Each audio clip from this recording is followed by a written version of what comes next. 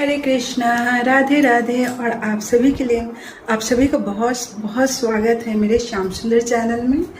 और आज मैं एक महाभारत की काफ़ी सुंदर और बहुत ही प्यारी कहानी लेकर आई हूँ।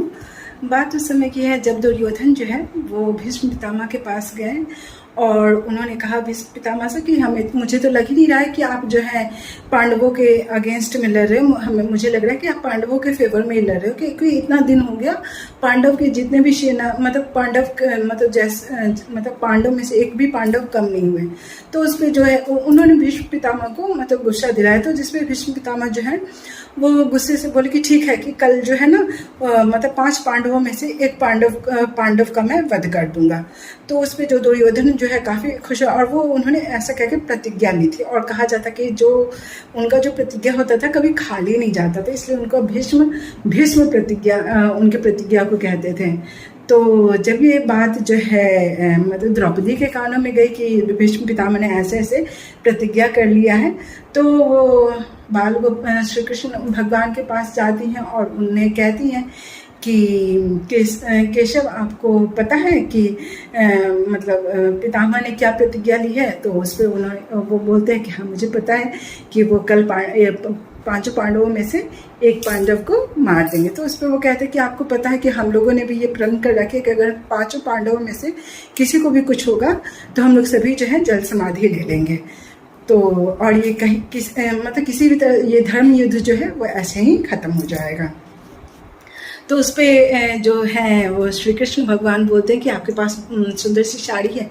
तो वो उन्हें लगता है कि क्या ये बोल रहे हैं, बल्कि जाओ आप सबसे सुंदर जो साड़ी है आप उसको पहनो, पूरे हाथ में मेहंदी रचाओ और पूरे भरे हुए हाथ में पूरी चूड़ियाँ पहनो और पूरा जैसे पूरा 16 श्रृंगार जो होता है वो आप करके आओ। तो द्रौपदी को थोड़ा कुछ समझ में नहीं आया, बोले कि वो उन्हें लगा कि अरे यहाँ ये बातें हो रही है, पितामह जो है एक पांडव का वध कर देंगे और प्रभु को जो है वो मेरे श्रृंगार वगैरह का पड़ा हुआ है। तो उस पर कृष्ण जी कहते हैं कि आप जाओ, मैंने जैसा आपको कहा है आप वैसा करके आओ। तो वैसे ही द्रौपदी जो है वैसे ही तैयार होकर आई और जैसे कृष्ण जी के पास आई, बोले कि दोनों बोले, कृष्ण जी बोले कि चलो आप मेरे साथ। तो देखी वो कि जैसे पितामह के वो शिविर में जा रही हैं। तो उस पर बोलते केशव आप क्या कर रहे हो? तो उस पर वो कहते कि आपको कुछ नहीं करना है, जाके जस्ट आपको पितामह के ना पैरों में अपना सर रख देना है। कि अब पूरा घूंघट वगैरह घूंघट ही की हुई थी, क्योंकि जब किसी उनके शिविर में जब वो शिविर में जा रही तो लाखों सैनिकों के जो शव थे ऐसे ही पड़े हुए थे। तो जब वो उनके शिविर के नज़दीक आई तो श्री कृष्ण भगवान ने कहा कि आप अपनी जूतियाँ उतार दो, क्योंकि पितामह जो है ना आहट से समझ जाते थे कि कौन आ रहा है। तो उस पर जैसे द्रौपदी जो है अपनी जूतियाँ उतार देती हैं और जस्ट पितामह जो है उस टाइम में भगवान के ध्यान में मग्न थे। वो जस्ट जाती है उनके पैरों पे अपना सर रख देती है। जैसा कि आज के टाइम में आपको पता ही है, पहले लोग पैर छूते थे, पैर पे अपना पैर पे नतमस्तक होते थे। आज के टाइम में लोग घुटने, अब तो घुटना भी नहीं छूते, घुटना से जस्ट ऊपर कुछ टाइम में वो खुद ही आशीर्वाद देने के लिए आ जाएंगे। तो चलिए ये सब तो बात की बात है। तो उसके बाद फिर जैसे जब द्रौपदी जो है उनके पैर पे अपना सर रखते हैं तो वो पितामह जो बोलते हैं सौभाग्यवती भव, आयुष्मान भव, पुत्रवती गुणवान पुत्रवती भव। तो उस पर जैसे द्रौपदी जो है सर ऊपर करके बोलती हैं कि कैसे? तो जब वो बोल के अरे द्रौपदी तुम, तो बोलती हैं हाँ। तो जब बोलते हैं फिर पितामह बोलते हैं कि आप इतने लाखों सैनिकों के शव पार करके आप ऐसे नहीं आ सकते हो, कि आप किसके साथ आए हो? तो उस पर वो बोलती है कि मैं किसके साथ आऊँगी? जो जगत के पालन करता है, मैं गोविंद के साथ आई हूँ। तो जब वो अपने शिविर से बाहर निकलते हैं तो जो कृष्ण भगवान जो हैं वो द्रौपदी की जूतियों को ना अपने पीताम्बर में ढके हुए हैं और जस्ट वो हंस रहे हैं।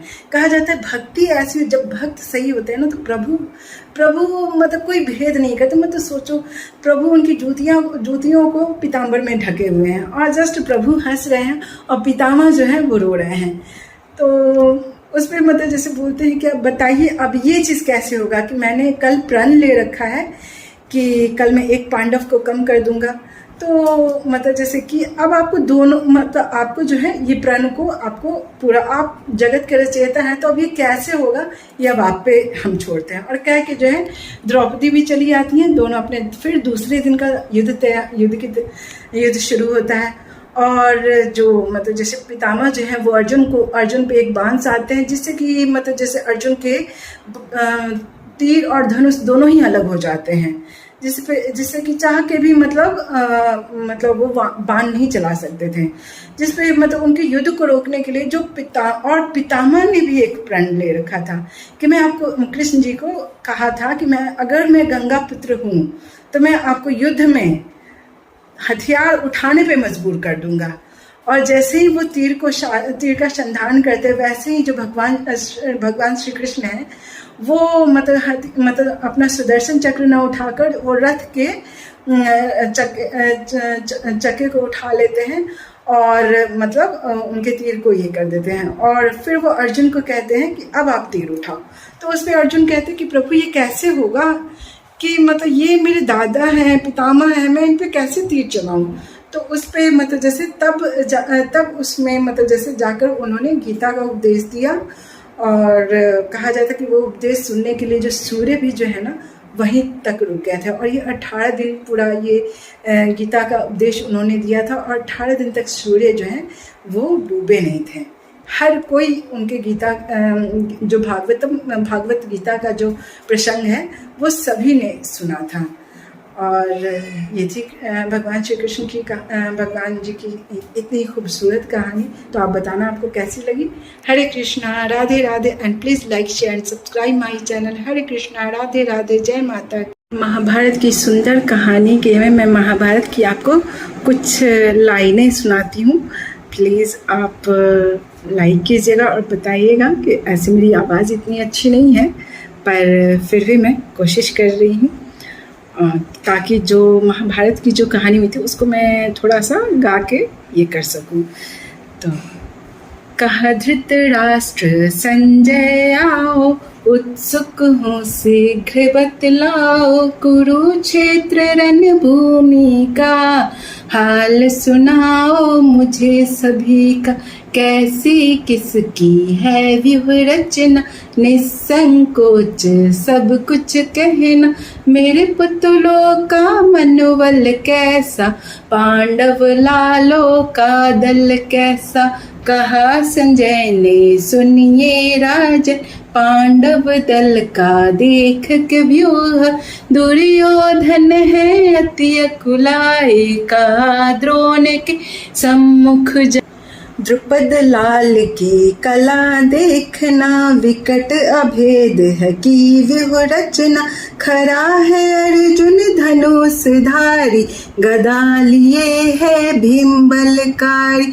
महारथी वीर विराट सजे हैं, दृष्ट केतु असिराज सजे हैं, पुरजित कुंती लाल महाराज, क्षुधा मनुज गितान विराज, अभमन की ये शान निराली, पुत्र मौजा है शक्तिशाली, चुनी करम की राह सबने, मर मिटने की चाह सब में, गुरुवर अपनी खरी जो सेना, जिसके नायक भीष्म पितामह, कृपाचार्य की उज्ज्वल आभा, कर्ण विकर्ण की न्यारी शोभा, रण कौशल दिखलाने वाले, मुझ पर जान लुटाने वाले, बाहुबल का पहर निकराला, ज्वालामुखी है फूटने वाला।